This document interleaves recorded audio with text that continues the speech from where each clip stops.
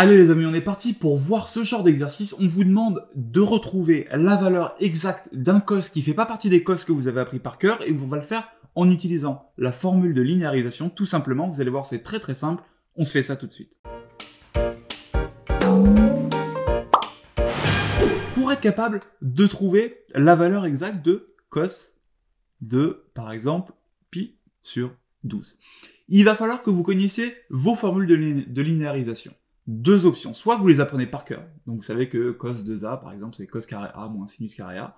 Soit vous êtes capable de maîtriser la compétence qui est juste avant, qui est la compétence 10, et qui vous permet de retrouver les formules de linéarisation en utilisant la notation exponentielle. Donc ça, c'est à vous de choisir. Soit vous le faites dans un coin de brouillon, votre linéarisation, soit vous les apprenez par cœur. Et c'est à partir de ça qu'on va réussir à régler ce genre d'exercice. En l'occurrence, là, l'énoncé, il vous donne un exercice un indice assez considérable qui consiste à dire que on doit utiliser la linéarisation de cos 2a. Donc, moi, je vous rappelle que cosinus 2a, sa formule linéarisée, c'est-à-dire sa formule en fonction de cosinus a et de sinus a, c'est cosinus carré de a moins sinus carré de a. Pourquoi est-ce que c'est intéressant? Parce que si je réfléchis 2 secondes, je me rends compte que en fait, cos pi sur 12, c'est la moitié de pi sur 6. Donc, moi, ce que je peux écrire, par exemple, c'est que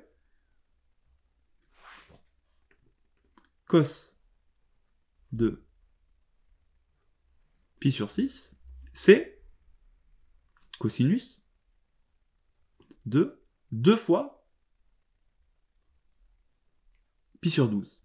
Oui, mais sauf que cosinus de 2 fois pi sur 12, c'est cosinus carré de pi sur 12 moins sinus carré de pi sur 12. Et vous voyez qu'avec ce petit artifice, j'ai fait apparaître ce que je recherche, c'est-à-dire cosinus de pi sur 12. Bon, le problème, c'est qu'il y a un sinus de pi sur 12 qui m'embête. Et un cosinus pi sur 6. Oui, sauf que cosinus pi sur 6, c'est une des 3 valeurs que je connais par cœur. La valeur de cet objet-là, là, cosinus pi sur 6, c'est racine de 3 sur 2. Donc maintenant, je sais que racine de 3 sur 2, c'est cosinus carré de pi sur 12, qui est la valeur que je cherche à isoler, moins sinus carré de pi sur 12. Bon, ce sinus carré de pi sur 12, il m'embête un peu. Qu'est-ce qu'on pourrait utiliser d'autre? On pourrait utiliser la formule de référence que vous connaissez depuis le début sur la trigo, qui est que cosinus carré plus sinus carré, ça fait 1.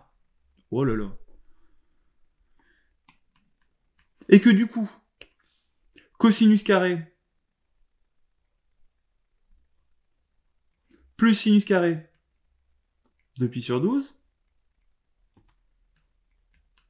ça me fait 1. Du coup, je vais isoler ce sinus carré, là, sinus carré de pi sur 12, ça fait 1 moins cos carré de pi sur 12. Et maintenant, je peux prendre ce sinus carré qui est là, et le mettre à la place de ce sinus carré qui est là. Du coup, si je reprends cette ligne-là, ça me donne racine de 3 sur 2 égale cos carré de pi sur 12, moins, j'ouvre une parenthèse, sinus carré de pi sur 12, dont on a vu qu'il était égal à 1 moins cos carré de pi sur 12. Donc moins 1 moins cos carré de pi sur 12. Formidable! J'ai plus qu'à développer ce truc-là. Je me retrouve donc avec racine de 3 sur 2 égale cos carré de pi sur 12. Hop, je remonte un peu. Moins 1 moins cos carré, donc plus 1, moins 1 plus cos carré.